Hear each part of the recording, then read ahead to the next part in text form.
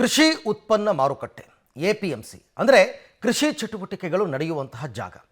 ಆದರೆ ಇಲ್ಲಿ ಕೃಷಿ ಚಟುವಟಿಕೆ ಒಂದನ್ನು ಬಿಟ್ಟು ಮಿಕ್ಕಿದ್ದೆಲ್ಲ ನಡೀತಾ ಇದೆ. ಈ ಬಿಲ್ಡಿಂಗ್ನಲ್ಲಿ APMC ಯಾರ್ಡ್ನಲ್ಲಿ ಹೋಟೆಲ್ ಇದೆ, ಮನೆ ಇದೆ, ಕೋಚಿಂಗ್ ಸೆಂಟರ್ ಇದೆ, ಜಿಮ್ ಇದೆ, ವಾಣಿಜ್ಯ ಮಳಿಗೆಗಳು ಇದೆ. ಆದರೆ ಕೃಷಿ ಚಟುವಟಿಕೆಗಳು ಮಾತ್ರ ನಡೆಯಲ್ಲ.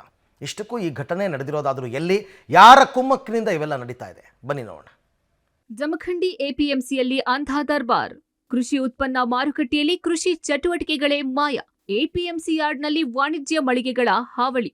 ಜಿಮ್, ಕೋಚಿಂಗ್ ಸೆಂಟರ್, ಹೋಟೆಲ್, ಮನೆಗಳು, ಬ್ಯಾಂಕ್, ಅಬಕಾರಿ ಕಚೇರಿ, ನಿರ್ಮಾಣ ಹಂತದ ಕಟ್ಟಡಗಳು ಇದೆಲ್ಲ ಯಾವುದೋ ಒಂದು ವಾಣಿಜ್ಯ ಪ್ರದೇಶ, ವ್ಯಾಪಾರ ವಹಿವಾಟು ನಡೆಯುವ ಸ್ಥಳ ಅಂದ್ಕೊಂಡ್ರ? ಆದ್ರೆ ಇದು ಪಕ್ಕಾ ಕೃಷಿ ಉತ್ಪನ್ನ ಮಾರುಕಟ್ಟೆಯ ಜಾಗ.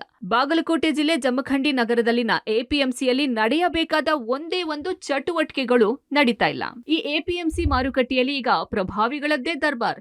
APMC ಲೈಸೆನ್ಸ್ ಪಡೆದು ಅಂಗಡಿ ಜಾಗ ಪಡೆದ ವರ್ತಕರು ಕಟ್ಟಡ ಕಟ್ಟಿಸಿ ಬಾಡಿಗೆ ರೂಪದಲ್ಲಿ ದಂಧೆ ಶುರು ಮಾಡಿದ್ದಾರೆ. ಮನೆಗಳು, bank, hotel, super market, gym, coaching centre ಹೀಗೆ ಹಲವು ಕೃಷಿಗೆ ಸಂಬಂಧವೇ ಇಲ್ಲದ ಚಟುವಟಿಕೆಗಳು ಇಲ್ಲಿ ರಾಜಾರೋಷವಾಗಿ ನಡೀತಾ ಇದೆ. ಕಳೆದ 10 ವರ್ಷದಿಂದ APMCಯಲ್ಲಿ ಇಂತಹ ಅಕ್ರಮ ನಡೆದಿದ್ದು ಯಾವುದೇ ಜನಪ್ರತಿನಿಧಿಗಳು, ಅಧಿಕಾರಿಗಳು ಕ್ರಮ ಕೈಗೊಳ್ಳದೆ ಜಾಣ ಕುರುಡುತನ ಮೆರೆದಿದ್ದಾರೆ. ಆದರೆ ಸ್ಥಳೀಯರು ಮಾತ್ರ ಕ್ರಮಕ್ಕೆ ಆಗ್ರಹಿಸಿದ್ದಾರೆ. ಶಾಸಕರು ಬಂದು ಈ APMC ಬಗ್ಗೆ ಮಾಹಿತಿ ಪಡೆದುಕೊಂಡು APMC ಕಾಯ್ದೆಗಳೇನು ಹೇಳ್ತಾವ, APMC ಇಂದ ರೈತರಿಗೆ ಏನು ಅನುಕೂಲ ಆಕತಿ, ನಾವು ರೈತರ ಪರವಾಗಿದ್ದೀವಿ, ರೈತರಿಗಾಗಿ ದುಡಿತಾ ಇದ್ದೀವಿ, ಈ APMC ಅನ್ನ ಅಭಿವೃದ್ಧಿಪಡಿಸಿ ರೈತರಿಗೆ ಸಹಾಯ ಮಾಡೋದನ್ನ ಬಿಟ್ಟು ಇದು ದುಡ್ಡಿದ್ದವರಿಗೂ ಅಥವಾ ನಿಮ್ಮ ಹಿಂಬಾಲಕರಿಗೂ ನೀವು ಹಣಕ್ಕಾಗಿ ಮಾರಾಟ ಮಾಡಿ ಸಂಪೂರ್ಣ APMC ಅನ್ನ ಹಳ್ಳಡಿಸಿದಿರಿ. ಅದರ ಜೊತೆಗೆ ರೈತರ ಬೆನ್ನಲ್ಲಿ ಚೂರಿ ಹಾಕುವಂತ ಕೆಲಸ ಮಾಡ್ತಾ ಇದ್ದೀರಿ. ಇದನ್ನ ದಯವಿಟ್ಟು ನಿಲ್ಲಿಸಬೇಕು. 100ಕ್ಕೆ 100 ಕಂಡವರ ಪಾಲಾಗಿದೆ, ಪ್ರಭಾವಿಗಳ ಪಾಲಾಗ್ತಾ ಇದೆ. APMC ರಕ್ಷಣೆ ಆಗೋದ್ರಿಂದ ರೈತರ ರಕ್ಷಣೆ ಆಗುತ್ತೆ. ಜಮಖಂಡಿ ನಗರದ ಹೃದಯ ಭಾಗದಲ್ಲಿರೋ APMC ಒಟ್ಟು 27 ಎಕರೆ ವಿಸ್ತೀರ್ಣ ಹೊಂದಿದ್ದು 61 ಜನ ಲೈಸೆನ್ಸ್ ಪಡೆದ ವರ್ತಕರಿದ್ದಾರೆ. ಇಲ್ಲಿ 111 ಖರೀದಿದಾರರು ಇದ್ದು 141 ನಿವೇಶನಗಳಿವೆ.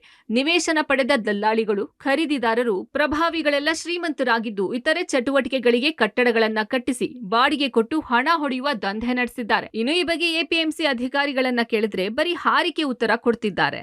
ಈ ಅಕ್ರಮದಿಂದ APMC ಆದಾಯಕ್ಕೆ ಭಾರಿ ಹೊಡೆತ ಬೀಳ್ತಾ ಇದೆ. ಪ್ರತಿ ವರ್ಷಕ್ಕೆ ಕೇವಲ 10 ಲಕ್ಷ ಮಾತ್ರ ತೆರಿಗೆ ಸಂಗ್ರಹವಾಗ್ತಿದೆ. ಎಲ್ಲಾ ರೀತಿಯಿಂದ ಸರಿಯಾಗಿ ನಿಯತ್ತಾಗಿ ಕೃಷಿ ಚಟುವಟಿಕೆ ಮಾರಾಟ ನಡೆದ್ರೆ ವರ್ಷಕ್ಕೆ ಕೋಟಿಗಟ್ಟಲೆ ತೆರಿಗೆ ಸಂಗ್ರಹ ಆಗ್ತಾ ಇತ್ತು. ಇನ್ನು APMCಯಲ್ಲಿನ ಈ ಅಕ್ರಮದಿಂದ ರೈತರು ಕೂಡ ಜಮಖಂಡಿ APMCಗೆ ತಮ್ಮ ಬೆಳೆಯನ್ನು ಕಳಿಸೋದು ಬಿಟ್ಟಿದ್ದಾರೆ.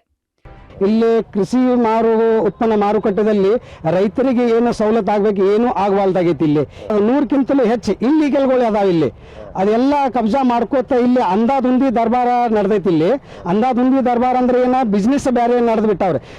ಕೃಷಿ ಉತ್ಪನ್ನ ಮಾರುಕಟ್ಟೆ ಅಂದ್ರೆ ಏನು, ರೈತರಿಗೆ ಸವಲತ್ತು ಆಗುವಂಥದ್ದು ನಡಿಬೇಕಾದದ್ದು ಏನು ನಡೆಯುವಲ್ತು. ಇಲ್ಲಿ ಅದನ್ನು ಬಿಟ್ಟು ಇಲ್ಲೇ ಮಾಲ್ಗಳಾಗ್ಲಿ, ಕೋಚಿಂಗ್ ಸೆಂಟರ್ಗಳಾಗ್ಲಿ, ಜಿಮ್ಗಳಾಗ್ಲಿ, ಸಣ್ಣ ಪುಟ್ಟ ಬ್ಯಾಂಕ್ಗಳಾಗ್ಲಿ, ಸಿಕ್ಕಾಪಟ್ಟಿ ಮಣಿಗಳು ಆಗಾಗ್ತಾವ್ರಿ.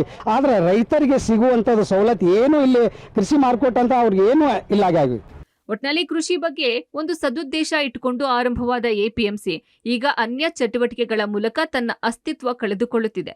ಈ ಬಗ್ಗೆ ಅಧಿಕಾರಿಗಳು ಪರಿಶೀಲನೆ ನಡೆಸಿ ಸೂಕ್ತ ಕ್ರಮ ಕೈಗೊಳ್ಳಬೇಕಿದೆ. Ravi Hallur, public TV, Bagalkot.